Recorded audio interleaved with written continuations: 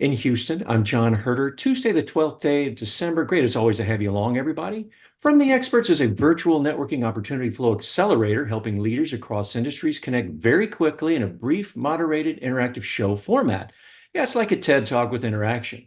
And if all goes well, curiosity spark new ideas, accelerate action, and you may have helped yourself or somebody solve that problem, make a connection, reaching the opportunity faster. Folks, help me welcome guest expert Florence Hudson. Florence is Executive Director for the Northeast Big Data Innovation Hub, funded by the U.S. National Science Foundation. She's chair of the IEEE Standards Working Group, developing a standard on clinical Internet of Things data and device interoperability with TIPPSS. That stands for Trust, Identity, Privacy, Protection, Safety, and Security. She's also working with IEEE and NIST to bring TIPPSS to other domains, including connected vehicles, and energy grids. Florence, thank you very much for being with the FTE network today and shedding some light on the growing risks that our connected data and devices produce. And more importantly, how your team is addressing the challenge and helping leaders and organizations, well, better protect their people and assets. Tell us more, please. Sure. Thank you so much for having me, John and Gus, who I just met today. John and I have been chatting for a while. And thank you all for joining us. I'd like to do a quick poll. If you could each just tell us what industry you work in. I know somebody was telling me they are dealing with DoD, but automotive, healthcare, grid, agriculture, anything. If you guys could just, say it out loud or stick it in the chat. I'd like to customize what I'm saying for your focus area. Oz, go for it. Oh, all right. I was going to type it, but I'm in chemical distribution, mostly cryogenic liquids. So you care about trust, identity, privacy, mostly protection, safety, and security. Maybe not privacy as much, but could be. Okay, very good. Who else? Yeah, Florence, Arnoldo Perez. I'm in the oil and gas industry in the production side mostly. I'm retired, but I'm still working in energy transition. Very cool. I've retired twice, so I totally understand. I flunk retirement every time. Thank you. So welcome back. Anybody else? I just got my cybersecurity certificate from Google, so I Congratulations. am broadening my horizons and my knowledge base. Well, good. So are the cybersecurity issues broadening their horizons and knowledge base. So that's good. Homa, you were going to say something? Yeah, hi. I'm in energy industry, but mostly working with IoT basically. So asset management in energy. Yeah. Perfect. IoT is the name of the game, but we're going to be talking about a lot. Rajiv, did you want to say anything? Oh, I think you might be on mute. You're on mute, Rajiv. Could be double muted. That happens to me sometimes. On mute. Okay, I'm kind of retired, but I'm doing this digitalization area I'm focusing on. But I'm in the oil and I've worked in the oil and gas industry, and deep water offshore and all subsea and all the things. But now I'm working on digitalization side of them and holding sessions in conferences, OTC, OMAE. So it's interesting. I'm learning this. So cybersecurity is of interest to me. Yeah, it should be. It wasn't, I worked on the intelligent oil field strategy years ago when I was a VP of strategy at IBM. And we were looking at putting sensors in the oil wells so that we could quiesce them before they blew. You save money and you keep people safer. That was probably, 15 or 20 years ago, we started doing that, I think with Shell at the time. And there's so many more IoT devices. Bring your own device, hack your own device. There's a lot of stuff going on. So I'm great to see that you all continuing to move into the future. Anyone else who wants to tell us what industry they're in? So I work in compliance and cybersecurity for private companies. Oh, perfect. Well, thank you for doing that. We'll have more compliance opportunities, I think, coming up with the way everything is going. David? I'm David Pierce. I work in financial services. I think primarily concerned about like how we federate models that, traditional ML also has attribute and membership inference stuff. So I'm interested in the IoT and kind of how you secure the edge. I'm also interested in how you federate that because I've worked in financial services for long enough that there's a real interest in making sure that we understand what industry is doing and what other industries are doing. So thank you. Excellent. Thank you. Anyone else before we jump in? Hi, I recently started a position in the cybersecurity division of a telecommunications company, so I'm super excited to hear how it might be applicable to just communications in general. I was talking to NIST about that too. Yes, we'll talk about that. Anyone else? Okay. Why don't we jump in and jump in, at any time. We're collaborative and inclusive and everything. So did you want Gus to share the slides, John, or did you want me to? Okay, great. So as you heard, I am an executive director for the Northeast Big Data Innovation Hub at Columbia University. So these big data hubs were created in 2015, funded by the National Science Foundation. And then in 2019, and then I got more funding to create a code information commons. And now I'm working on a Department of Transportation Federal Highway Authority project to reduce traffic fatalities. So they pull us in to leverage data any way we can. I also worked for the NSF Cybersecurity Center of Excellence at Indiana University. I started in DoD work at Grumman years ago, working on Navy aircraft. I worked at NASA.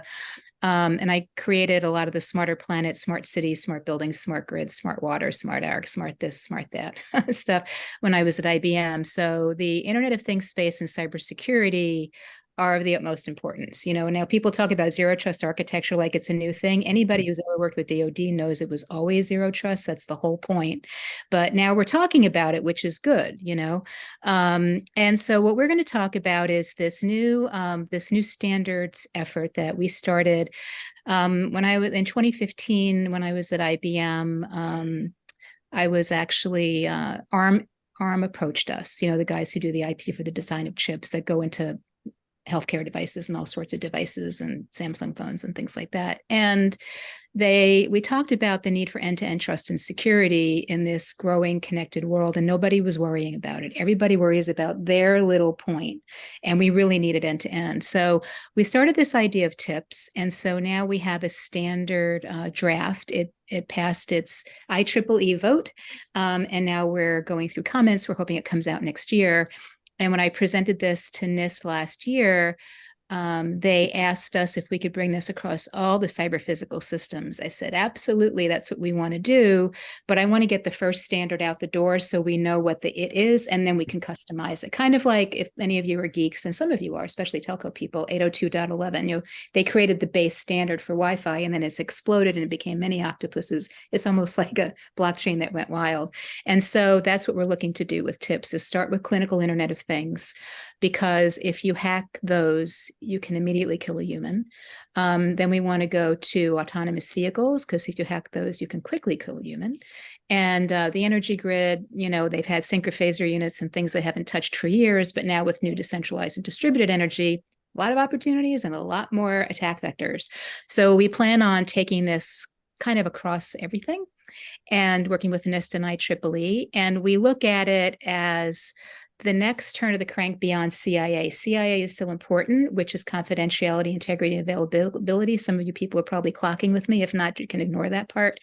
But TIPPSS actually brings the humans into the loop, because now the technology is inside the humans, like pacemakers and other types of devices, or insulin pumps, or different sensors. And also the humans are in the technology, like autonomous vehicles, much more broadly than people who sign a waiver like, yeah, I'm happy to be an astronaut. I know it might not work out. These are people in their everyday lives that are in technology. And so we really want a standard that will go end-to-end, top to bottom, hardware, firmware, software, and service level, to protect the humans, the data, and the devices. So this is TIPPSS for reducing security and privacy risk in this increasingly connected world. I also chair the working group leading this, and I have a consulting firm on the side. And Emily, who's on my team at the Big Data Hub, is here too. She's putting cute little things in the chat for us. Thank you, Emily. Thank you, Emily. Next slide, please. So this is a slide I like to use just to say advanced technologies are enabling all this digital transformation. Rajiv, you were talking about, and others, digital transformation, but they all can increase risk. Internet of Things, if you're a cybersecurity person, it's like a hailstorm of attack vectors, right? Look at all these attack vectors that are there. And some of these devices, even devices from firms that you know and trust that have been around forever, like in the healthcare space, they've had recalls of like 465,000, pacemakers. These are companies you know. Then there are the cute little companies who've never done anything like this before, who don't really know how to work with a diligent security and privacy framework. So we look at this and say, wow, Internet of Things, it's wonderful. We can gather all this data. We can do sensing and actuating. If you're a cybersecurity person, you should switch on the actuation side, right? Sensing is one thing, but then using that information, trying to validate the veracity, is it really true? And then actuating and making sure you're actuating the right way and that you're the one that should be doing it. That has so many implications to it. The leverage of artificial intelligence and machine learning. You can create problems, you can create bias and ethics issues. I was on a panel with a woman from a very large national lab at Supercomputing Conference a few years ago, and she was saying that once they have the algorithm, they lock it down. I was like, oh my gosh, don't you know what machine learning is?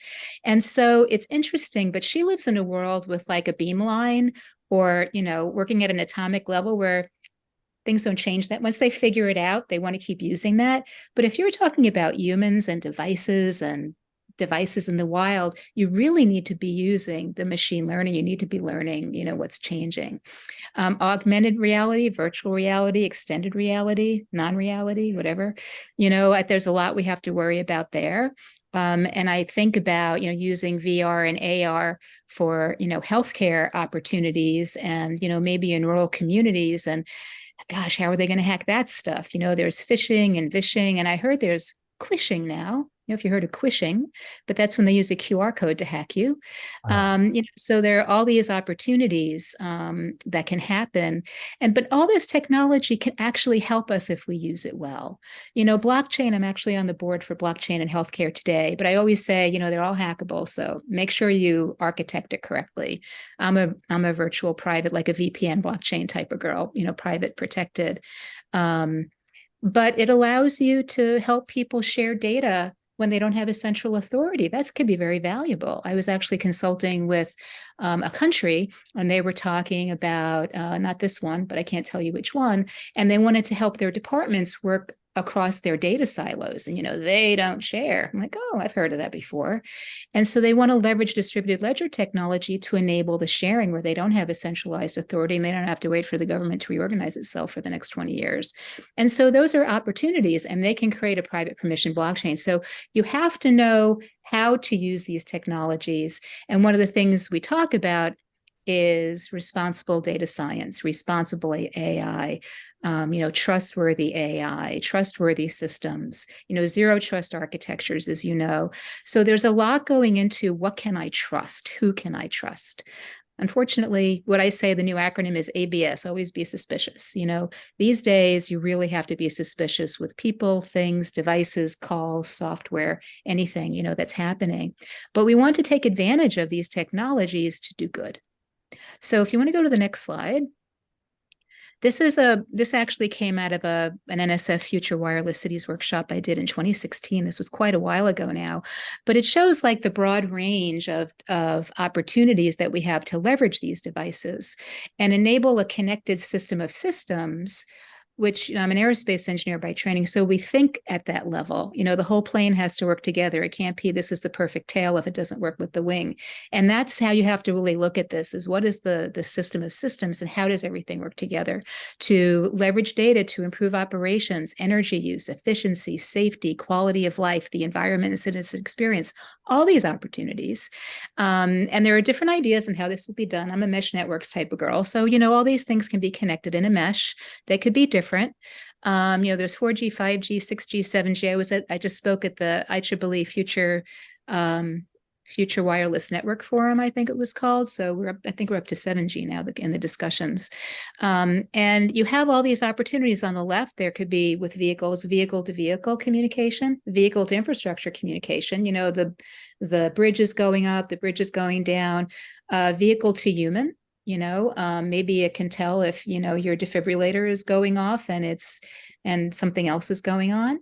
and, vehicle to, other personal devices, smarter transportation, industrial IoT, SCADA systems, all that stuff is, IT, OT, they talk about information technology, operational technology, which is hackable and dangerous, connected citizens who have all these devices, the smart grid and the microgrid. I'm actually on a board at UC San Diego for the Distributed Energy Research Connect project from NSF. It's about a $20 or $30 million project where they're trying to create a distributed energy grid on campus, and then look at how you bring all these pieces into the grid, from your, from the wind or the solar or whatever it is, use your car as a grid source. Smart homes and buildings, and then connected healthcare, where we're starting this TIPPSS journey, as I mentioned, because of the immediate risk to humans if it's done. And so we really need these TIPPSS standards: trust, identity, privacy, protection, safety, and security across everything. And our vision is to create a technical standard. It's 250 pages, God bless us. And we have a lot of shalls in there. So the way standards work is when you say shall, that means it has to be done to meet the standard specification. Should means, you should consider it. And what we're also planning to do after we get the standard out, God willing, is create a maturity model so that you can look at these different elements, trust, identity, privacy, protection, safety, and security. And wherever you are, create a baseline for yourself and then move forward. So you don't go, oh my gosh, I can't do all this. It's like, that's okay. I say it's like when a little kid says, I want to be a doctor. And you're like, oh my gosh, you're only 4. You don't say that. You say, well, you're going to go to school and then you're going to learn math, and they move along. And so anything can have a maturity model. And so that's the strategy that we have. I think that this is my last real slide, John. Is that what we did? Let me see. Oh, so here's the TIPPSS framework. So trust is allowing only designated people and services to have device or data access. Identity is validating the identity of people, services, and things. Now, trust and identity go together for people who do cybersecurity and identity and access management. One of the concerning things is that I've had people, actually even device manufacturers, who say to me, trust is separate from identity. I'm like, not if you do it right. So you validate identity before you grant trust. And that's like your multi-factor authentication when you're trying to get into your bank. It's when someone comes to your front door and says, police, I say, yeah, prove it. Show me your badge. Okay, give me the number. Okay, I'm going to call the police station, right? So how many layers do you need to go to actually validate the identity and then be able to trust? And how often do you revalidate the identity if you have a service or a human trying to get in? Privacy, ensuring device, personal, and sensitive data is kept private. Protecting the devices and users from harm, physical, digital, financial, and reputational. When you get hacked, unfortunately, you're not the only one anymore. So people go, oh boy, not again, protecting devices and users from harm, safety, providing safety for devices, infrastructure, and people, and security, maintaining security of data, devices, and people. And so these are all the different aspects of TIPPSS. They can apply to many things, as you can see on this picture: water systems, vehicles, network security. Actually, one of the things I was talking to the NIST communications team about is I'd like us to talk more about getting more security actually into the network. And, we have elements of security in the network, but I think there's more we could do. Just like in the energy grid, I've been working on smart grid things on and off for a number of years, like maybe 20. And, the synchrophaser units and the devices they haven't touched those like since the 60s, right? That helps keep them secure. If it ain't broke, don't fix it. But now with these new devices, new sensors, new sources, new resources, there are more attack vectors. And so we have to think about all of that, and all of this is connected. So that's the idea behind TIPPSS.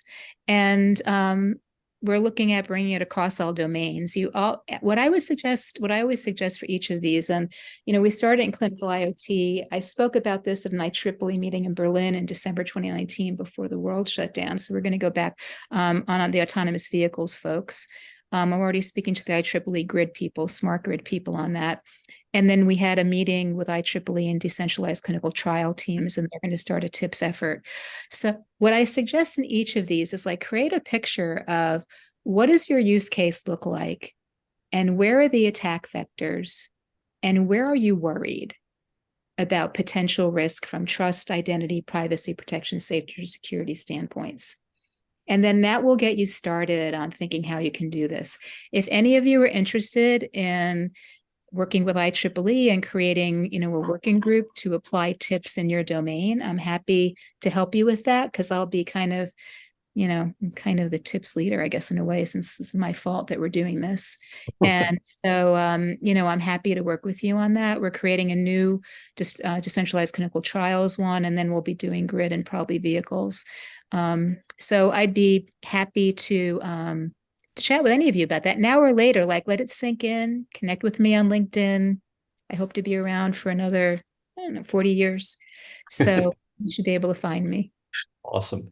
We've got a few questions, but I think you teed it up really nicely for the group. I mean, does anybody have a particular use case, a situation, and what are you concerned about? What are the attack vectors? Feel free to bring it up now.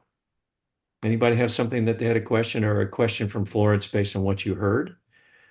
Michelle says, hey, who would be the authority on creating the standards for TIPPSS, like SASB or for ESG?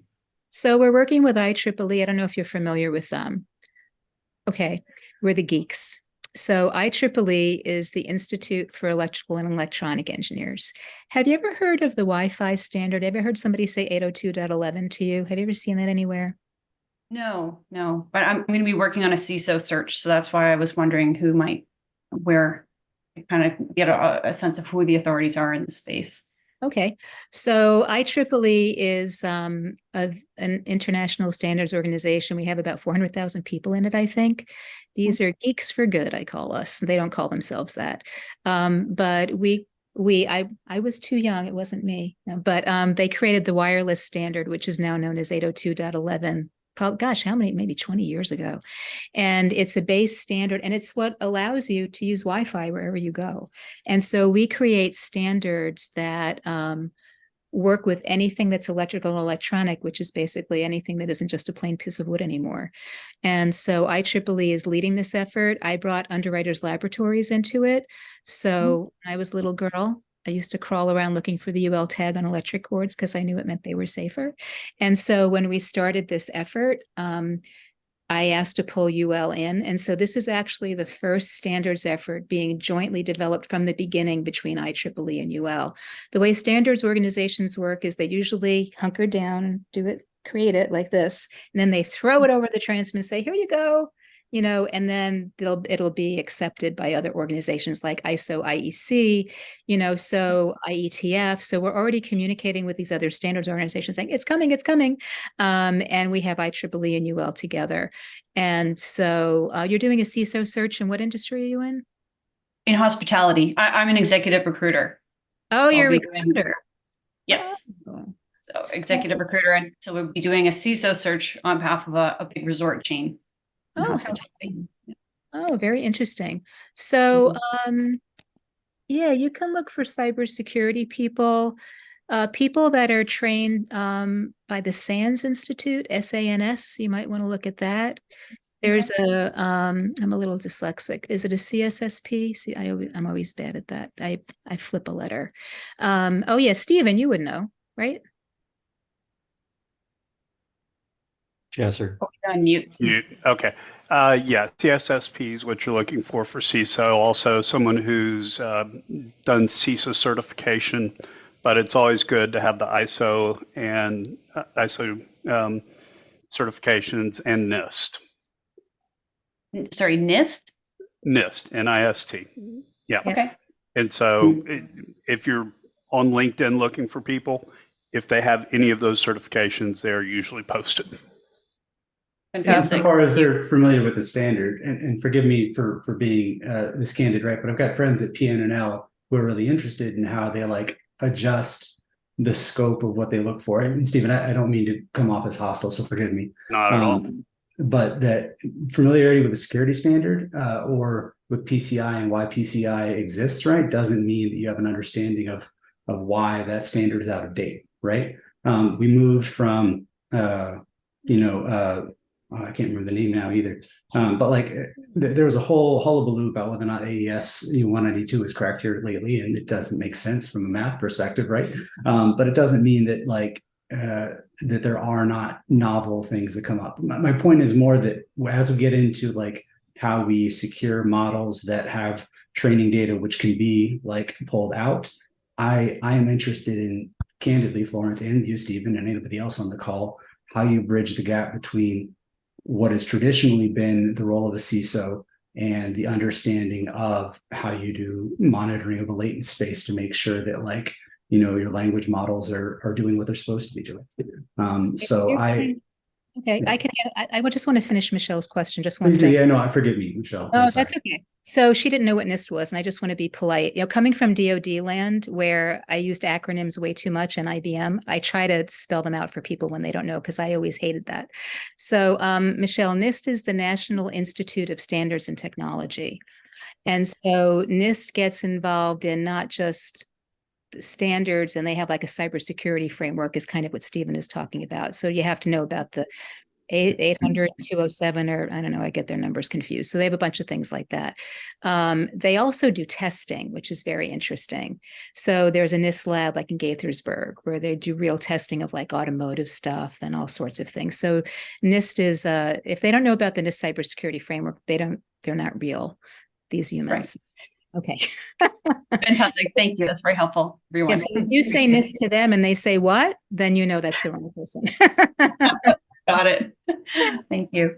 Sure. And so, David, back to your question. And Stephen, thank you for helping on that too. Sure.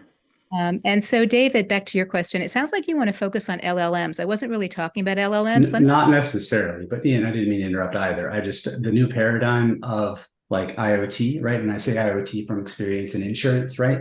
And like a traditional understanding of how you federate ML and even do federated training leads me to believe that LLMs are susceptible to the same attacks. And if we're talking about how we orchestrate large scale systems, and a friend of mine is bioinformatics at Northwestern, right? Like I'm going to go see her on Saturday, right? Like if I'm trying to give good advice about how you engage with and define standards while at the same time making sure that we're not like myopic in our focus on what are very much the blocking and tackling, like you said, make sure your stuff is tagged appropriately, make sure you validate, make sure you kill your sessions every once in a while. All of that is great, right?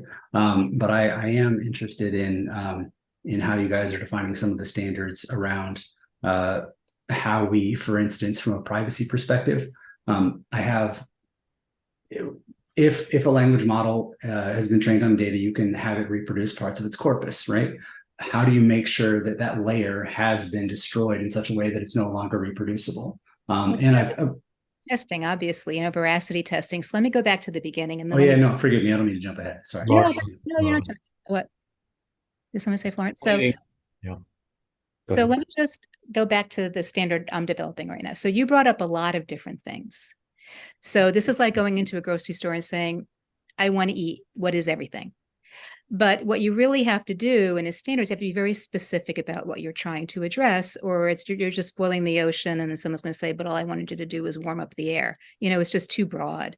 So the TIPPSS for Clinical Internet of Things is specifically creating standards at the technology level and the process level, at the hardware, firmware, software, and service layers, going all the way down to like trusted platform modules in the chip. Decommissioning and deprovisioning, authorization and connectivity, interoperability, and what you do if it's like a non-happy path, and the communications are broken. So looking at real use cases, we have use cases like, in healthcare, we have, continuous glucose monitors, we have hospital at home, all these technologies, using internet, PAN, WAN, Bluetooth, low energy, like all this stuff you have going on, but how do you maintain the security and what are all the things you have to watch out for? So that's what we're doing with this first standard. Our goal then is to take it to other cyber physical systems. So it could be, SCADA systems, like you use in oil and gas. It could be vehicles, it could be energy, and they all have kind of SCADA systems. And we don't have to fight about that. You know, hospitals have SCADA systems, right? But looking at where you have technology that can be hacked at many different levels, systems that could be hacked at many levels, and then how you can try to protect that. So that's the idea. Large language models is a completely different story. So I worked on, you know, deep QA and deep learning and Watson and all sorts of stuff when I was a VP at IBM. And we actually have a large language model masterclass right now on the Northeast Big Data Hub where I work. That's a very different question. And, you know, there's actually a little video I did and a book that I'm in, an Elsevier book, talking about the 5 V's of big data, you know, volume, velocity, variety, veracity, and value. And you're talking about veracity, the uncertainty of the information. And so safeguards have to be put in with all of that. So there are security issues in wherever you are, like that guy in the National Guard or whatever who got into all these jewels he should not have been able to get into and then exposed it. You know, there are so many red flags on that, right? And I think they just told 19 people, bad, you didn't fix that, you didn't stop that. Well, you know, whatever you're doing, David, you're absolutely right. You have to put in the right controls. And all of these situations are very different that you're bringing up, you know. So I agree with you that you have to be very diligent about it. I haven't seen any standards efforts on LLMs at this point. But, you know, even in our standard, we were going to put AI and ML in, but we're not ready because there's too much going on in AI and ML. You know, there's a new standard that just came out of the EU. The US is trying to do something about it. There's actually an IEEE medical device standard for artificial intelligence and machine learning. So I'm on that working group too to keep an eye on it. But it's changing a lot. The governance is changing. The regulations are changing. The capabilities are changing. The ethics are a big issue. We're still figuring all this stuff out. So what I suggest you do is just stay on top of it. If you want to get involved in developing a standard, look at maybe partnering with IEEE or another organization you're more comfortable with, you know, ACM or, you know, NIST or whatever, because there's a lot to do. We have a lot of things that are very risky, and it's going to keep getting worse. So that's why we want to create a base for TIPPSS, but complementary to CIA, which is still a very good base to have. And from a DoD and enterprise and nation state perspective, we need that confidentiality, integrity, and availability, but now bringing the elements of all these new devices into it. So that's what I'm trying to work on. Yeah, absolutely. As we have time at the end, I think I'll pick your brain a little bit more. I'm with you. I think part of what you alluded to from an enterprise standard and a lot of what I'm trying to do is be good paranoid about ways to engage. And I say that as someone who's built some of these frameworks and feels comfortable monitoring it. And who just, you know, came from Boston, is now in Chicago. Like there is a lot of need, there is a lot of growth, but I guess what I'm concerned about is that if we don't have the NIST, if we don't have the IEEE, if we don't have, you know, these large organizations developing it, I'm less worried about regulatory capture. I'm less worried about fragmentation than I am about just not being able to engage with the thing du jour, right? Like the core of the EU AI Act is that definition of like a high risk system. And from what I can tell, something as simple as like auto distillation, like using a model to like look at like an image, qualifies, and that's where the concern is coming from. So forgive the tangent. I look forward to helping direct where and how I can be helpful. Thank you. I totally understand. You know, I remember when cloud was just kind of becoming a big thing, and I remember reading, and I'm part German, part Italian, but I'm American, and the German rules about if the data that's created in Germany stays in Germany. I was like, okay, I have this little Fitbit on. Right. So do I leave it here? You know, that's not what they meant. But your point is that as you look at these new technologies and people are trying to create standards or regulations or governance around it, it's not very clear. And that's true. So what I would say is focus on what's really important. So like we're focusing on trying to keep the humans alive. You know, I think that's important. But you have to look at what's important for your firm, you know. I mean, I also used to be VP of marketing and strategy for the mainframe at IBM, and Jamie Dimon still buys them because they're the most secure server on the planet, you know. So you have to look at what you're trying to accomplish. and what will help you do that. And don't worry about the blinkety blank du jour. If you're working at a large financial firm, like the big banks always bought one of everything, and then they get to try it out. They were doing internal DLTs for years, right? Because they wanted to see what it would look like to do a close with that. And so you might, if you have the money to do it, try it out. But if not, I wouldn't just run after everything. And I would also be careful. Remember, my new term is ABS, always be suspicious. As you're looking at these new technologies, what's the right way for you to deploy them? Like, oh, I'll do deployment. Oh, a blockchain. Well, make sure you own 51% of the nodes are attackable. What does that mean? Know what those little pivot points are, or those big pivot points, and make sure that you understand that well. Or LLMs, if you use the free Chat GPT, it stopped learning in September of 2021. How many people know that? I don't know, maybe 1, 2. Now there are 30 of us, right? Not a lot of people. And so you really have to be careful as you look at these new technologies to understand what it's good for and where it can hurt. So just looking at Oz, in your line of the business, I imagine a lot of logistics. Are you facing any challenges with suppliers or anywhere in that logistics supply chain? Or maybe, Rajiv, you're dealing with one of your clients who has a business risk. Just thinking about that, if you've got something, please bring it forward. And meanwhile, Why don't I answer the questions in the chat while we're waiting? right. Okay. So Austin, you have a question, what sets TIPPSS apart from other frameworks? So we're not trying to set it apart, we're trying to make it complementary. So within the TIPPSS standard, we refer to the NIST cybersecurity framework and actually, all the other, I wasn't allowed to use all my geeky wiki charts today, but we actually have a slide that has all this stuff in it. Emily, can you put in the pre-standards, the one with the framework in it? Can you put that? You probably already did. You're so cool. The pre-standards work stream report? Yeah, the pre-standards workstream report. So when you look in that, that was in 2019. We knew we wanted to do something about this. So we created this little pre-standards working group with IEEE, and we came out with a report, and we actually had this TIPPSS framework in there. And it actually has a lot of different standards in it. It has it's very clinical IoT specific. So like Fire and HL7 and Jello and SNOMED and LowInc and all these other things. And so you have to look at your specific domain, and there are standards in your domain. There are things that your ISAC probably knows. And I don't know if all you guys are involved in your ISAC and your industrial ISAC. But here's this white paper, and you could look that we refer to a lot of the standards. So actually in the TIPPSS standard, we actually refer to the NIST and other ISO and IEEE and IEC standards. So it's meant to be complementary and like an umbrella. It's not meant to replace anything. We all have to work together, and there are a lot of very valuable standards out there. So it doesn't replace it, it complements it. And what it does that no others do is really pulls everything together, the trust, the identity, the privacy, protection, safety, and security, and doing it at the hardware, firmware, software, and service level, all the way down to the IP, the design of the chip, through the subassembly, the device, the service, and the cloud. So it goes all the way, and it pulls it all together and refers to all these other great things like the NIST cybersecurity framework. Rajiv, Oz, Homa, anybody have a business application or question?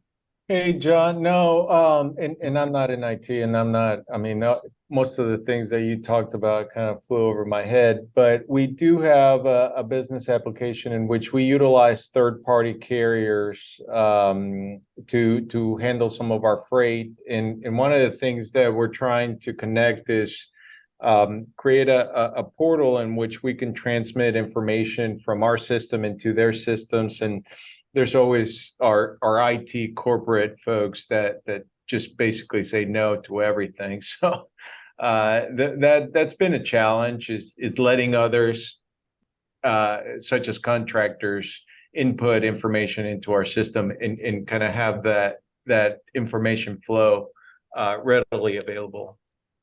This TIPPSS going to make it easier? You don't really need TIPPSS for an application like that. That's really an identity and access management opportunity, where they need to make sure the person coming in or the the service or software coming into the system is validated. So that's a trust and identity element, which is called IAM. If you ever hear someone say that, it's identity and access management, IAM. And that's the term that people are using more and more. Usually it's just us cybersecurity geeks, right, Steve? Right, Stephen? You say IAM, they're like, you are what? I'm like, ugh, you know, it's I. So, but then practically, how do you affect that? Like when provisioning IAM roles and making sure that they can assume the right stuff is that in and of itself takes a lot of work, I guess, is what I'm hearing from Oz, right? To make sure that as contractors come in, as you change carriers, that you've got them. The answer then is like attribute-based access, but I can't get, my guys to do ABAC as well as I'd like. Do you have practical tips on like how you roll out IAM policies for ensuring like TIPPSS like adherence within industry? So it's going to vary by industry. So when I think of what I'm specifically biomedical, like I meant I'm bugging the bioinformatics person from Northwestern this weekend. So like it wasn't a joke. Yeah. Oh, I'm sorry. And Thinking of you in the financial services sector. So, and I was thinking of Oz and supply chain. So, so let me just answer Oz for a minute. Let me then get to you, David. So Oz, what I'm thinking about, and I'm happy to hear from all the other experts on the phone on the line too, is you should talk to your IT folks, explain what you're trying to do that you can't do.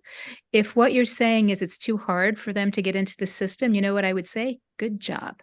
Because that's what the cybersecurity people have to make sure is that they don't get in there if they shouldn't get in there.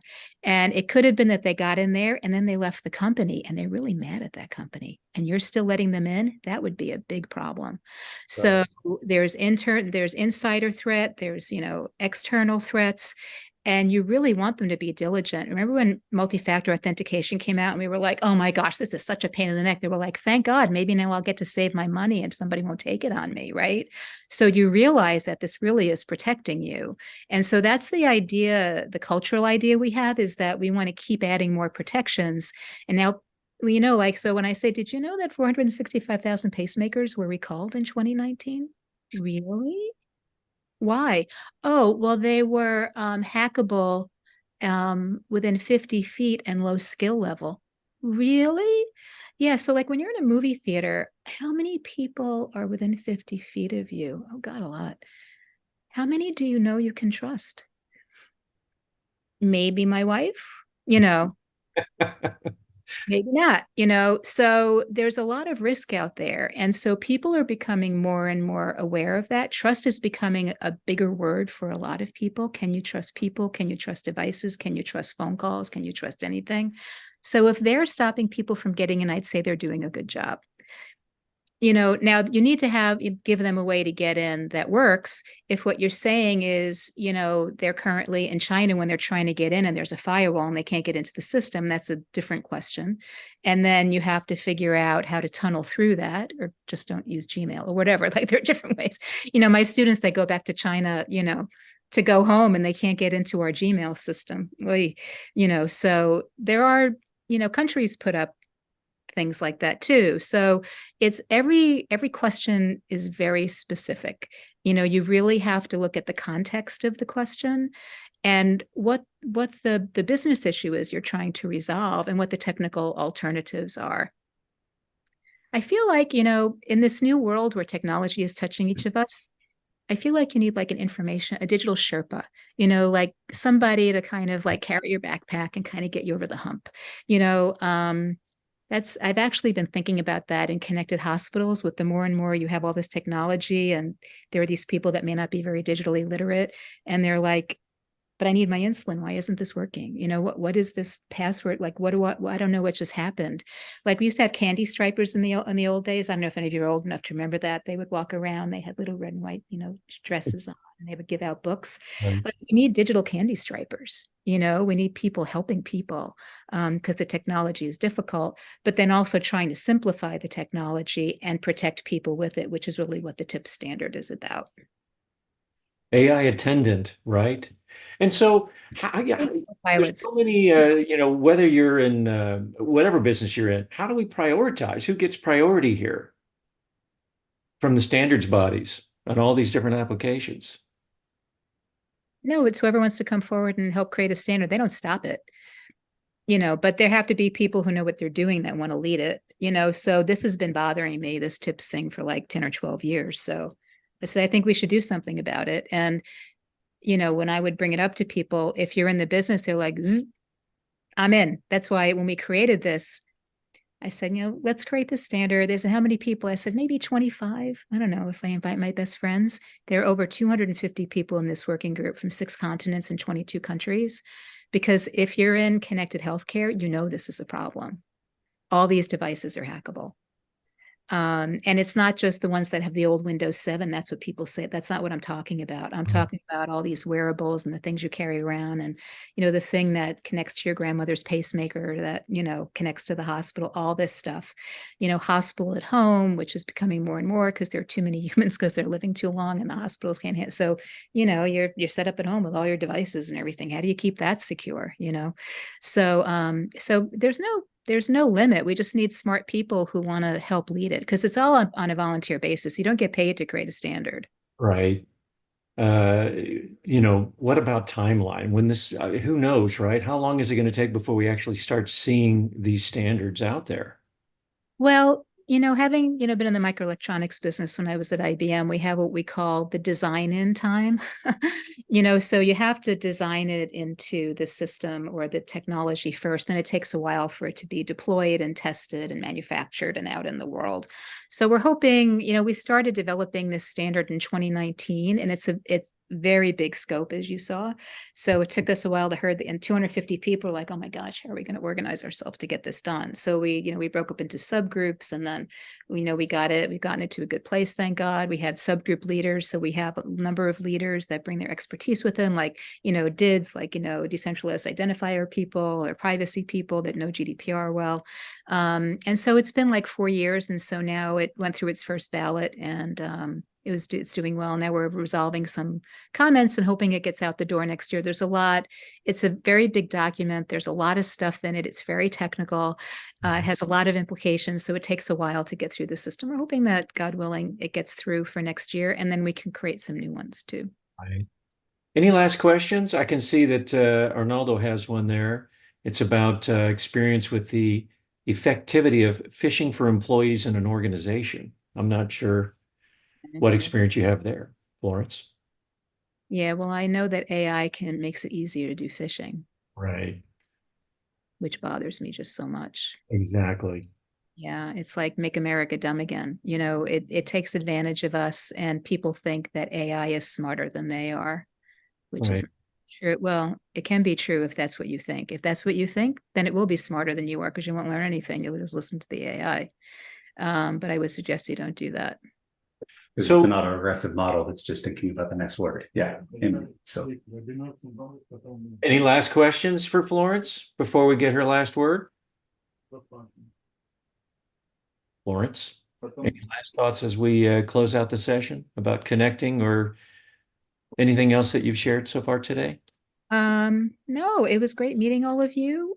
Feel free to reach out to me on LinkedIn. My favorite thing people say after I present is, you made me think. That's the gift that keeps on giving.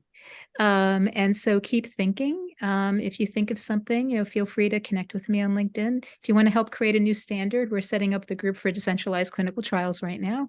And I'm starting to talk to the energy folks next. And then I'll get to the vehicles folks. But I do this in my spare time, the standard stuff. So I can't do more than one at a time. And this is a big one to get out the door, and then we can know TIPPSS, hopefully apply it in multiple ways, like 802.11. Now you know what that is, Michelle. You're going to be so cool at the next cocktail party you go to. and with the ranked priority, like you said, easy to kill people, fast and medical, but the grid is also vulnerable. So thank you so much, Florence. Yeah, thank you. Folks, how was the talk? Please go ahead and leave your comments on the survey. It'd be very helpful for us. And don't forget, the post show notes will hit your mailbox soon with the slide deck and the expert resources. And of course, everybody's contact information. So next on From the Experts, January 23rd, we have Andrea Rutolo, Rockwell Automation's Global Head of Customer Sustainability and ESG. She's going to be sharing their approach on lessons learned with helping other corporations realize sustainable outcomes in energy, water, and waste in their ecosystem. With over 2,500 members, 20,000 followers across more than 45 industries. The FTE network is growing fast thanks to you and our sponsors. Please check out our library of expert content and never miss a show by subscribing to YouTube, Apple, Spotify channels, and find out how you could grow your business with FTE Plus, and register for more shows just like this one on our website at fte.network. Folks, we're out of time. Florence, thank you once again, and thanks everybody from the experts.